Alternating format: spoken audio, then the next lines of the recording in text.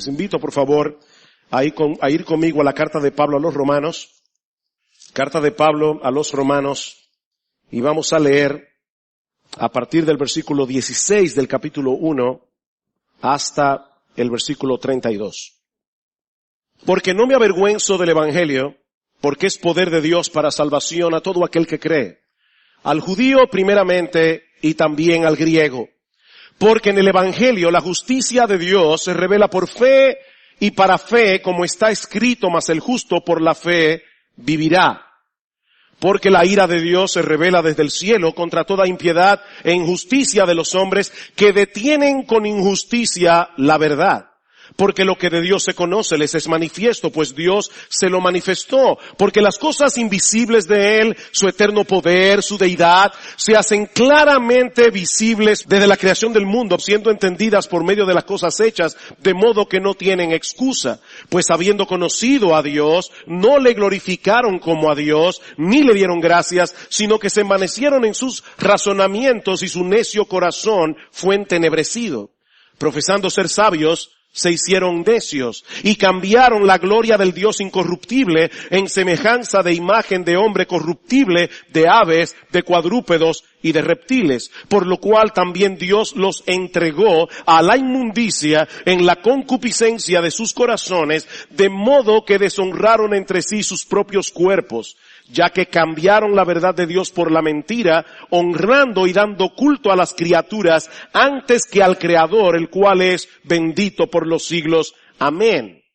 Por esto Dios los entregó a pasiones vergonzosas, pues aún sus mujeres cambiaron el uso natural por el que es contra naturaleza, y de igual modo también los hombres, dejando el uso natural de la mujer, se encendieron en su lascivia unos con otros, cometiendo hechos vergonzosos hombres con hombres y recibiendo en sí mismos la retribución debida a su extravío. Y como ellos no aprobaron tener en cuenta a Dios, Dios los entregó a una mente reprobada para hacer cosas que no convienen, estando atestados de toda injusticia, fornicación, perversidad, avaricia, maldad, llenos de envidia, homicidios, contiendas, engaños y malignidades, murmuradores, detractores, aborrecedores de Dios, injuriosos, soberbios, altivos, inventores de males, desobedientes a los padres, necios, desleales, sin afecto natural, implacables, sin misericordia, quienes habiendo entendido el juicio de Dios, que los que practican tales cosas son dignos de muerte, no solo las hacen, sino que también se complacen con los que las practican.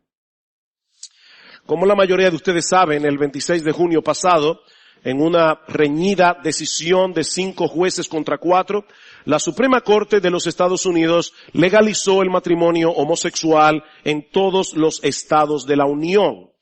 Y dada la influencia que ocupa la nación norteamericana en el mundo occidental y el relativismo imperante en nuestra generación, es lógico suponer que esta decisión tendrá repercusiones de amplio alcance en muchos otros países, incluyendo la República Dominicana.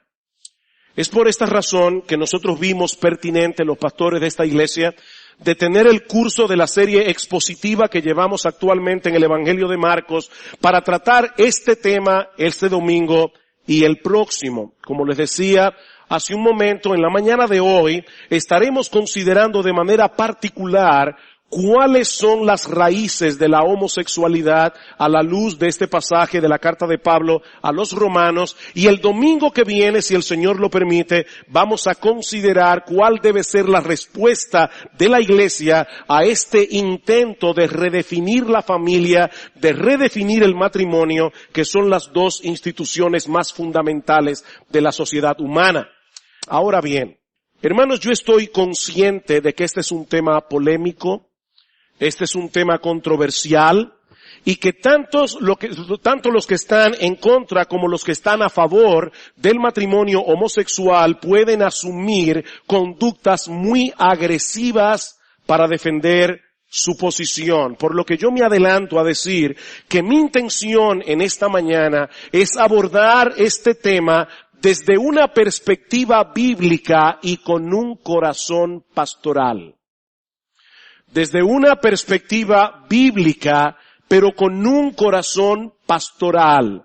En otras palabras, nosotros queremos ser fieles a la enseñanza de las Escrituras con respecto a este tema, pero al mismo tiempo queremos ser sensibles a todos aquellos que están luchando con las consecuencias de asumir cierto estilo de vida e instruir a los creyentes para que podamos dar una respuesta que sea apropiada no solo en el fondo, sino también en la forma.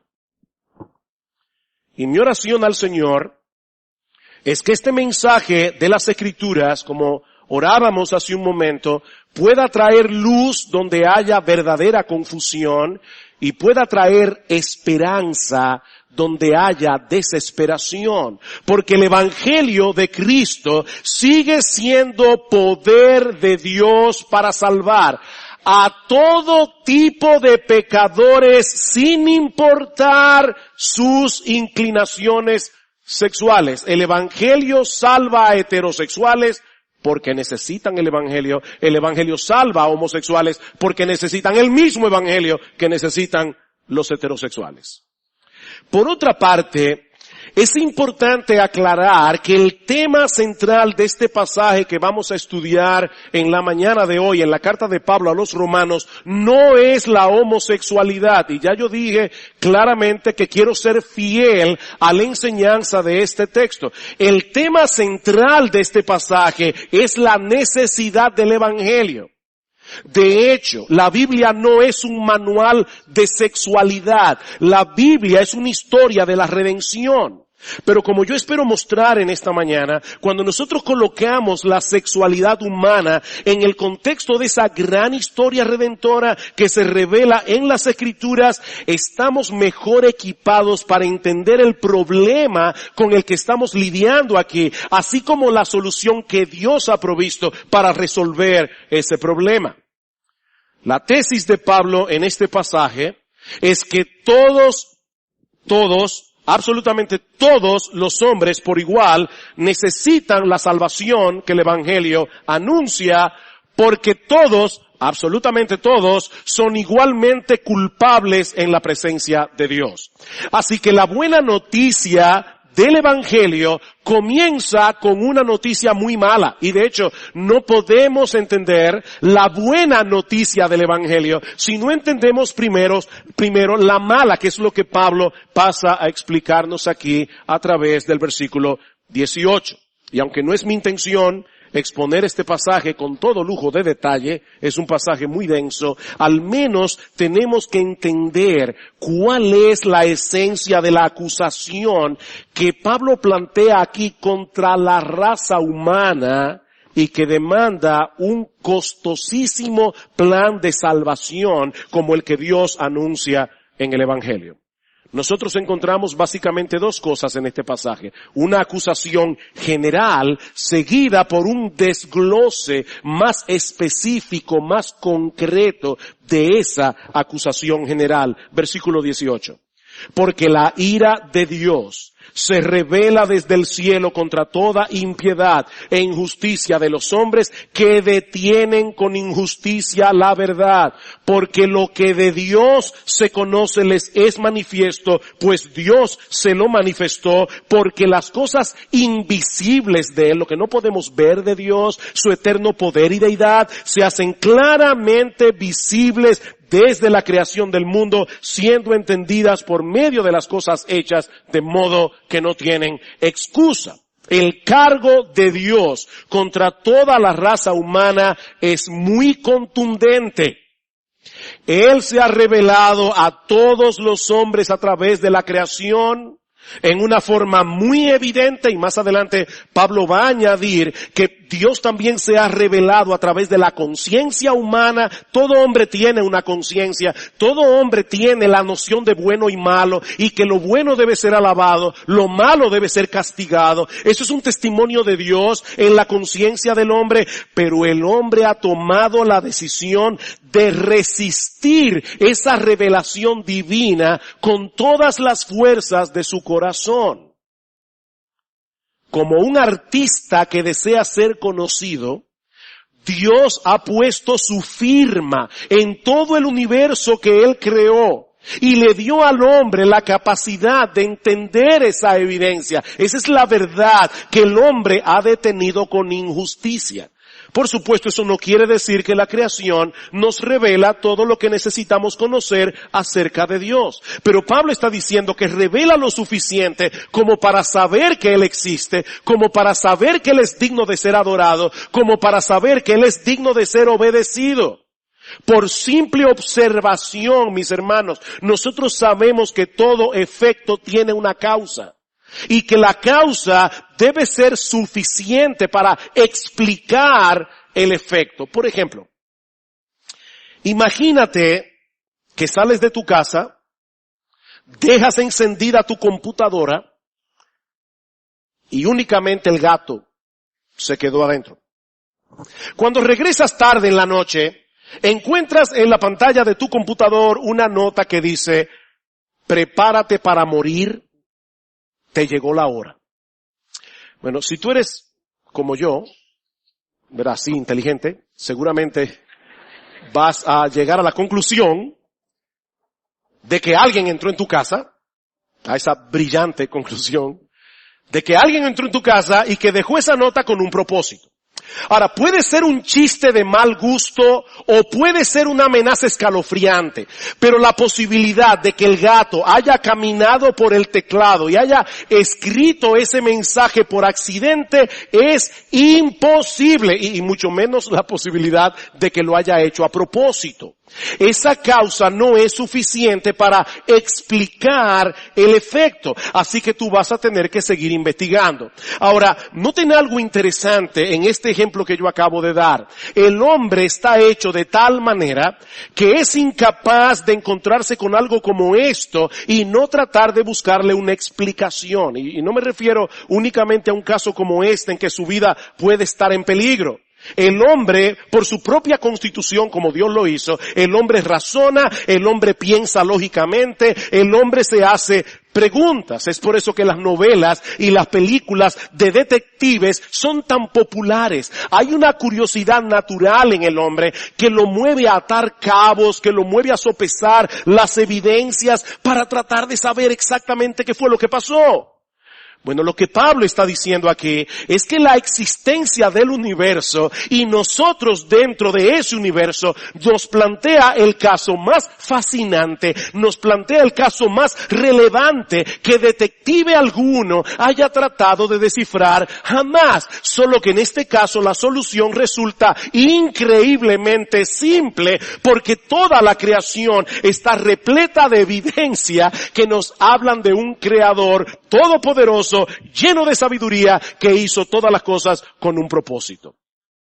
Eso es tan claro, dice Pablo, que el hombre que no se postra ante Dios en adoración y con un corazón agradecido queda sin excusa, dice en el versículo 21, literalmente queda sin apología para defender su caso cuando tenga que presentarse delante de él en el día del juicio. El hombre sabe que hay un Dios, dice Pablo, pero pretende vivir como si no lo supiera. Noten el versículo 21. Pues habiendo conocido a Dios, no le glorificaron como a Dios, ni le dieron gracias, sino que se envanecieron en sus razonamientos y su necio corazón fue entenebrecido. Él sabe que hay un Dios, pero él pretende vivir como si él no lo supiera. Esa es en esencia la acusación de Pablo contra toda la raza humana. El hombre padece de una pecaminosa e inexcusable deshonestidad intelectual. Hay un reputado profesor de leyes y filosofía llamado J. Budziszewski. No traten de aprenderse el nombre. Hay que repetirlo un rato para aprenderlo. Es profesor universitario de filosofía y de leyes. Budziszewski durante un tiempo fue ateo.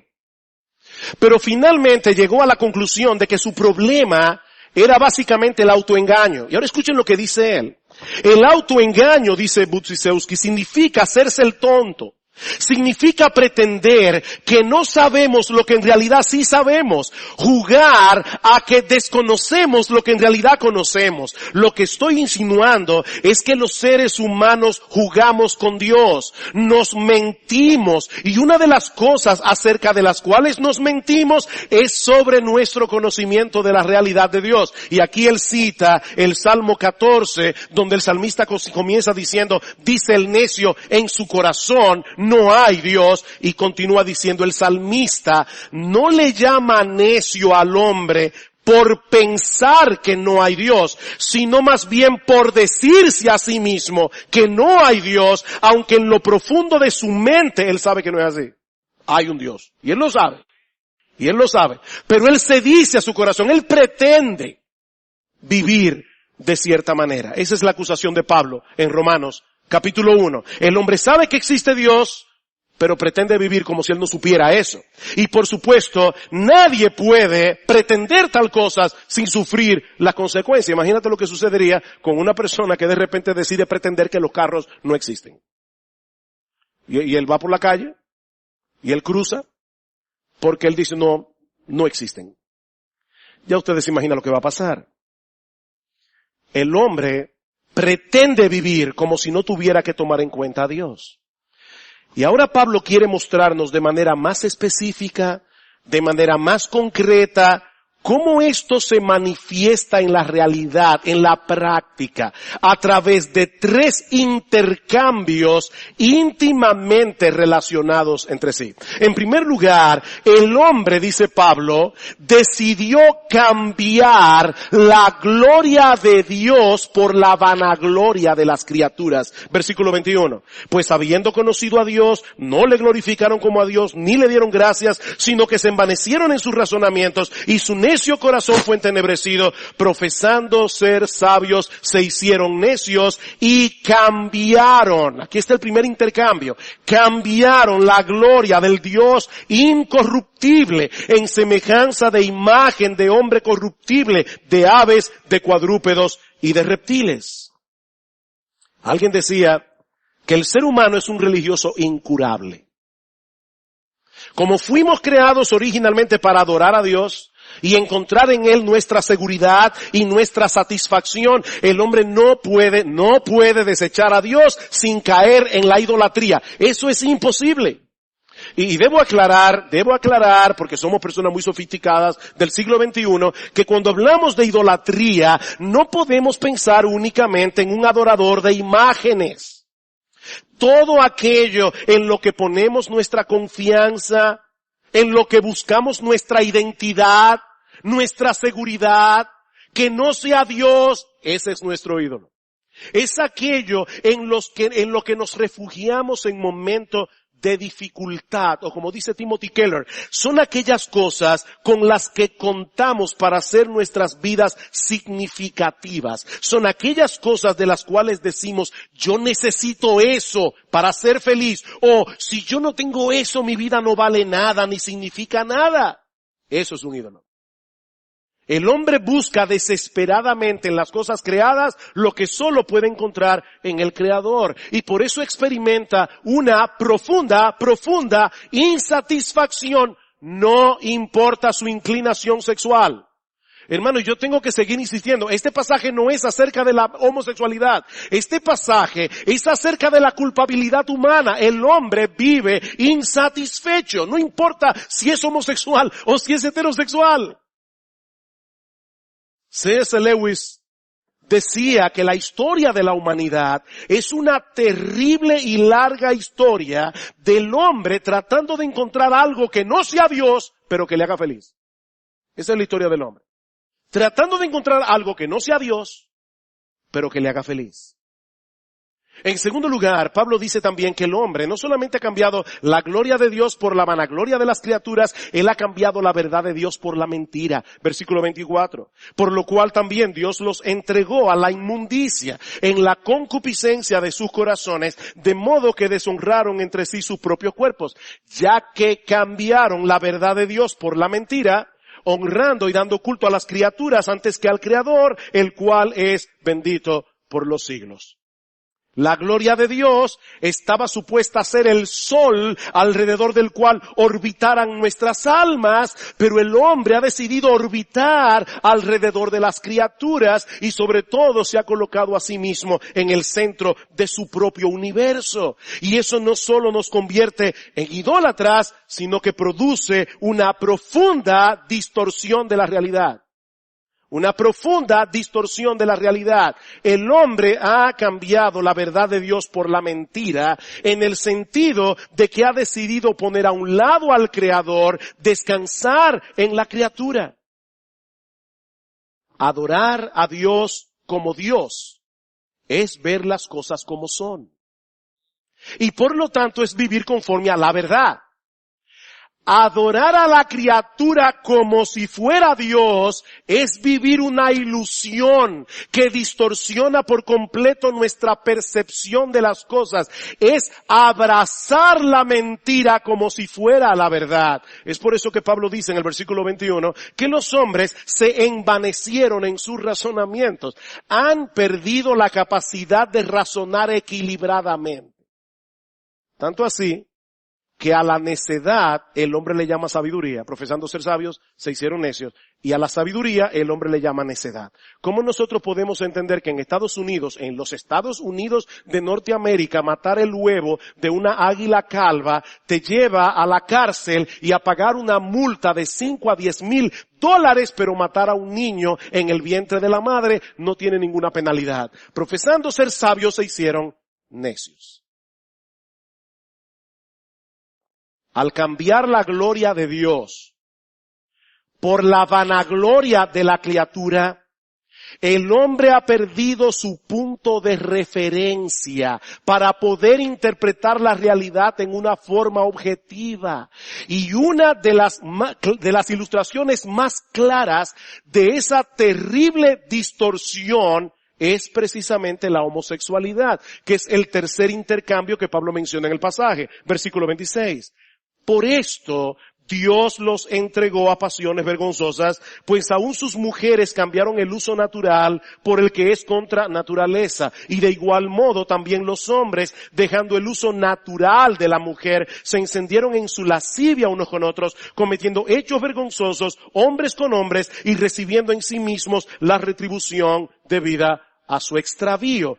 Digo otra vez, el tema de estos versículos no es la homosexualidad, sino la necesidad que todos tenemos del Evangelio, pero Pablo introduce ese tema aquí como una vívida ilustración de lo que ha ocurrido con la raza humana al intercambiar la gloria de Dios por la vanagloria de las criaturas y la verdad de Dios por la mentira. Debido a ese terrible intercambio hecho por el hombre en su pecado, Dios ha derramado su ira, escuchen bien otra vez, contra toda la raza humana. Pablo no está hablando aquí de casos específicos. Pablo está hablando de la humanidad y él está diciendo Dios ha derramado su ira contra el hombre, contra toda la raza humana. ¿Cómo? Dejándoles cosechar en toda su intensidad el fruto de su extravío. 3 veces. Pablo dice en este pasaje que Dios los entregó. 3 veces.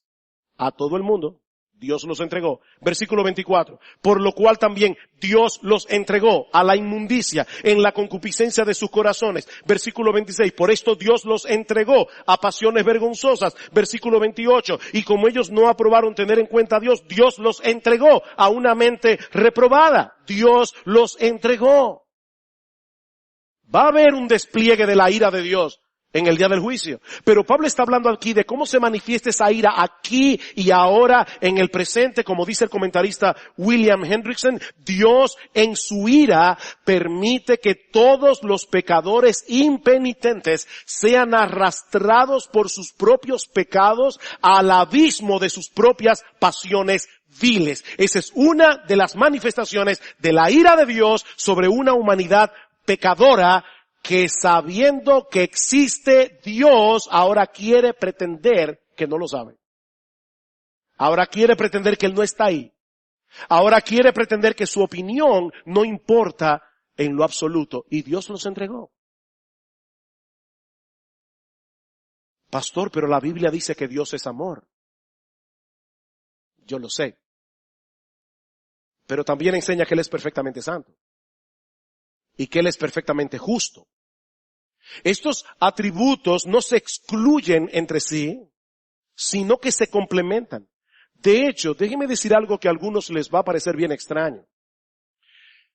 Precisamente porque Dios es amor, Él no puede permanecer indiferente ante el pecado y la maldad que destruyen al hombre creado a su imagen y semejanza. Alguien dijo muy sabiamente, todas las personas que realmente aman, en ocasiones se llenan de ira. No a pesar de que aman, sino más bien por causa de ese mismo amor. Óyeme bien, si el hecho de ver arruinarse aquello que tú dices amar, eso no te produce ira, eso es un síntoma de que tú realmente no lo amas. ¿Se entendió eso? Si tú realmente amas, tú tienes que tener ira. Si tú no sabes lo que es la ira, tú no eres una persona llena de amor, tú eres un indiferente. Y el indiferente o la indiferencia no es más que odio disfrazado. El verdadero amor no puede permanecer indiferente ante la crueldad, no puede permanecer indiferente ante la violencia, no puede permanecer indiferente ante la injusticia.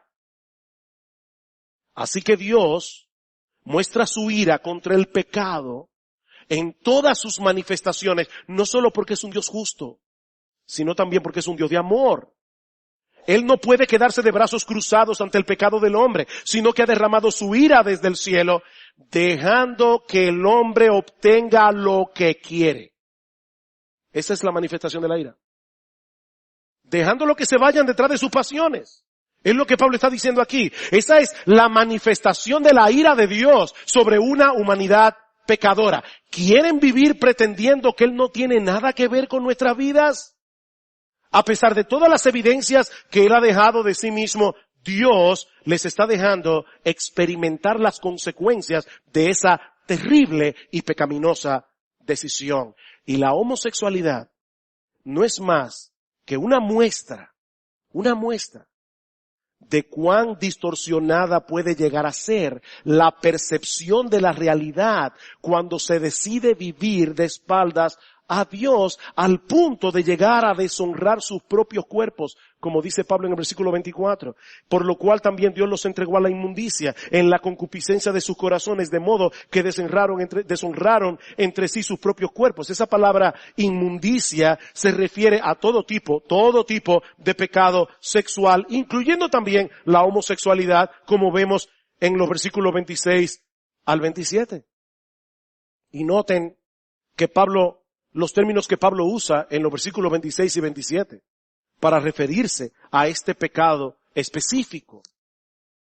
En ambos versículos nos dice que son pasiones vergonzosas, que son antinaturales.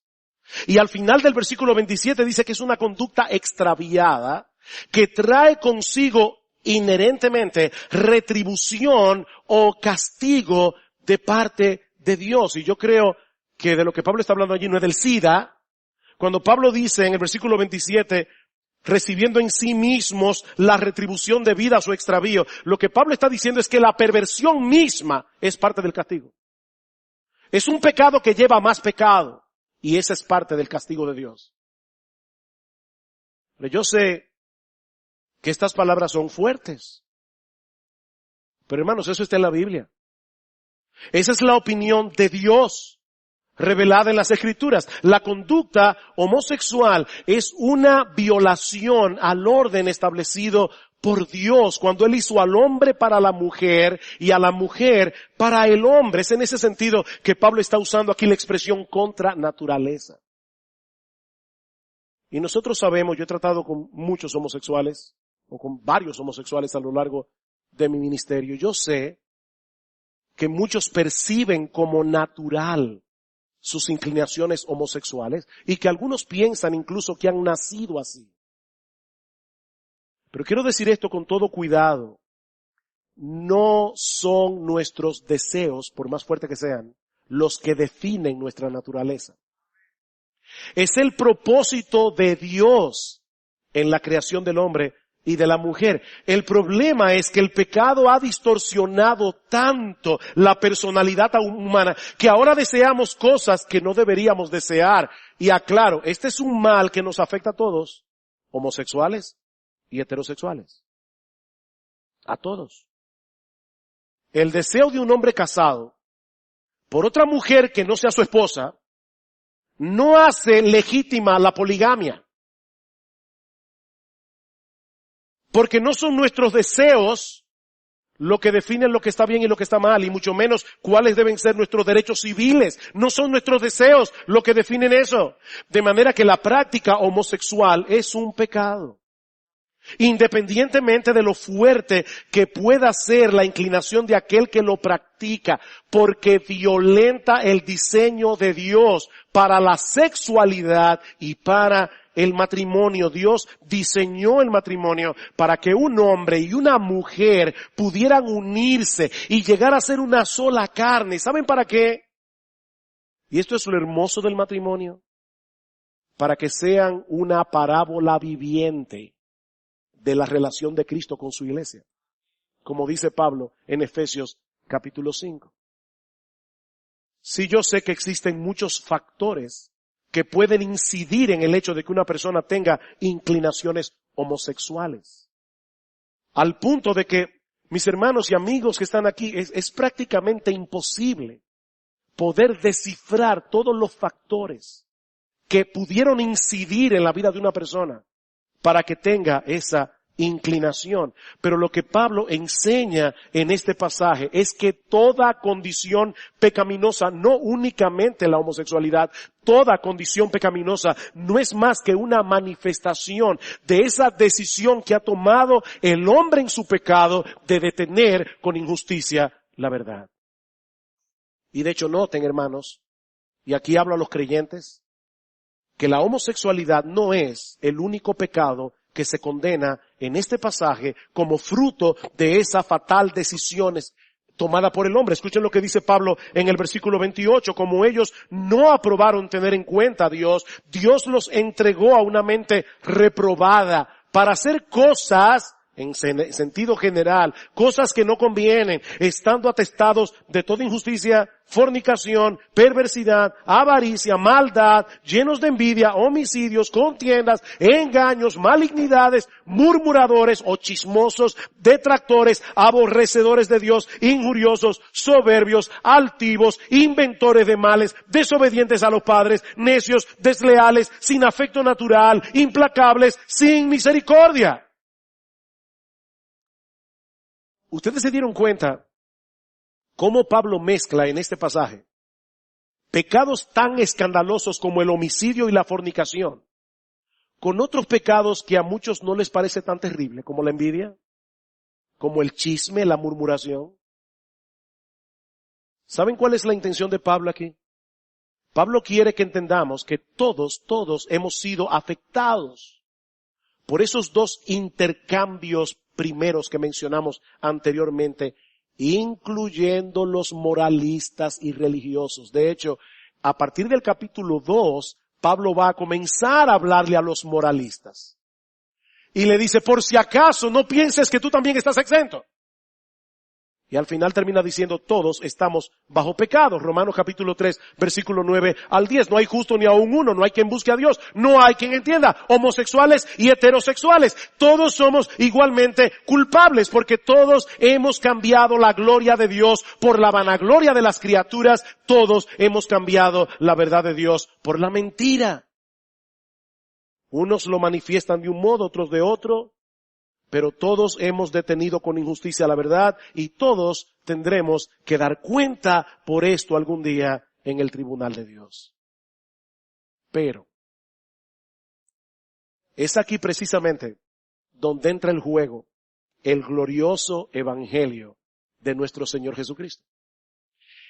Todo lo que Pablo está diciendo aquí, todo lo que Pablo está diciendo es para poner en contexto la sorprendente y extraordinaria noticia de que Dios diseñó un plan de salvación con el propósito de salvar a todo tipo de pecadores independientemente de sus inclinaciones sexuales. Versículo 16. Porque no me avergüenzo del evangelio, porque es poder de Dios para salvación. ¿A quiénes? A todo aquel que cree, al judío primeramente y también al griego, porque en el evangelio la justicia de Dios se revela por fe y para fe, como está escrito, mas el justo por la fe vivirá. Pablo, ¿y por qué nosotros necesitamos esa gloriosa noticia del evangelio? ¿Por qué necesitamos esa salvación que el evangelio anuncia? Porque la ira de Dios se revela desde el cielo contra toda impiedad e injusticia de los hombres que detienen con injusticia la verdad. La palabra evangelio significa buena noticia. Pero esta buena noticia solo tiene sentido en el contexto de la mala noticia que hemos estado presentando hoy aquí. El hombre ha pecado gravemente contra Dios. El hombre ha detenido con injusticia la verdad. Habiendo conocido a Dios, él ha decidido pretender que Dios no está allí, que no hay que tomarlo en cuenta. Y eso ha traído como consecuencia un montón de conductas pecaminosas y distorsionadas. Pero ahora escuchen lo que hizo Dios para resolver ese problema. Romanos capítulo 3, versículo 21. Pero ahora, aparte de la ley, se ha manifestado la justicia de Dios, testificada por la ley y por los profetas, la justicia de Dios por medio de la fe en Jesucristo para todos los que creen en Él, porque no hay diferencia, por cuanto todos pecaron, todos, y están destituidos de la gloria de Dios, siendo justificados gratuitamente por su gracia, mediante la redención que es en Cristo Jesús, a quien Dios puso como propiciación, es decir, como aquel que recibe todo el peso de la ira de Dios que el pecado merece, a quien Dios puso como propiciación por medio de la fe en su sangre para manifestar su justicia a causa de haber pasado por alto en su paciencia los pecados pasados, con la mira de manifestar en este tiempo su justicia, a fin de que Él sea el justo y el que justifica al que es de la fe de Jesús. Este es un pasaje teológicamente muy denso, en palabras muy sencillas. Lo que Pablo está diciendo aquí es que Dios envió a su Hijo al mundo, nuestro Señor Jesucristo, la segunda persona de la Trinidad, para derramar sobre Él la ira justa que merecen nuestros pecados, para así poder justificar a todo el que ponga su confianza únicamente en Él, sin pasar por alto así su justicia. Todos los pecados enumerados en Romanos 1, todos, incluyendo la homosexualidad, incluyendo el lesbianismo, pero incluyendo también a los odiosos, a los necios, a los desleales, a los moralistas hipócritas, a los religiosos hipócritas, a los desobedientes a los padres, a los inventores de males, a todos los que se enumeran en la lista de Romanos 1, todos serán perdonados si ponen su fe en el Señor Jesucristo. ¿Saben por qué? ¿Saben por qué? Porque Dios derramó sobre Él en la cruz del Calvario el castigo justo que merece cada uno de esos pecados. De esa manera Él sigue siendo justo, porque Él no dejó el pecado sin castigo. Él sigue siendo justo y es al mismo tiempo el que justifica al que es de la fe de Jesús. Ese es el mensaje del Evangelio. Que aquel que no conoció pecado, por nosotros fue hecho pecado, para que nosotros fuésemos hechos justicia de Dios en Él. Dios resolvió el problema causado por ese terrible intercambio hecho por el hombre, a través de otro intercambio, el glorioso intercambio de la cruz. Cristo sufrió el castigo que nosotros merecemos, para que todo el que se arrepienta de sus pecados y se ampare en Él por la fe, reciba de parte de Dios las bendiciones que Él merece por su justicia. Hace un momento decíamos que Dios ha derramado su ira en este mundo caído, dejándole al hombre cosechar en toda su intensidad el fruto de su extravío. Y esa es indudablemente una manifestación de su justo aborrecimiento por el pecado. Pero ¿saben qué? Esa moneda tiene otra cara. Escuchen lo que dice Pablo más adelante en Romanos capítulo 8, versículo 18. Pues tengo por cierto que las aflicciones del tiempo presente no son comparables con la gloria venidera que en nosotros ha de manifestarse, porque el anhelo ardiente de la creación es el aguardar la manifestación de los hijos de Dios, porque la creación fue sujetada a vanidad, a futilidad, a lo que no sirve, a la frustración, no por su propia voluntad, sino por causa del que la sujetó en esperanza, porque también la creación misma será libertada de la esclavitud de corrupción a la libertad gloriosa de los hijos de Dios. ¿Saben lo que Pablo está diciendo aquí? Que toda la frustración que nosotros experimentamos al vivir en este mundo caído tiene la intención de despertarnos a la realidad de lo horroroso que es cambiar la gloria de Dios por la vanagloria de la criatura. Con el fin de que muchos puedan volverse de su pecado, poniendo su fe en el Señor Jesucristo y colocando a Dios en el lugar que le corresponde. Mi amigo, hay esperanza para el pecador, independientemente de sus inclinaciones sexuales. Hay esperanza para el homosexual, hay esperanza para el heterosexual, hay esperanza para el liberal y hay esperanza para el moralista hipócrita. Hay esperanza. Hay esperanza para el publicano y hay esperanza para el fariseo. Porque hay salvación en Cristo para todo aquel que cree. Escribiendo su carta a los Corintios, Pablo les recuerda que ningún pecador impenitente heredará el reino de Dios. Ninguno. No erréis, dice Pablo, ni los fornicarios, ni los idólatras, ni los adúlteros, ni los afeminados, ni los que se echan con varones, ni los ladrones, ni los avaros, ni los borrachos, ni los maldicientes, ni los estafadores heredarán el reino de Dios. Pero ahora Pablo dice, y esto erais algunos de vosotros. Esto erais algunos, mas ya habéis sido lavados, ya habéis sido santificados, ya habéis sido justificados en el nombre del Señor Jesús y por el Espíritu de nuestro Dios.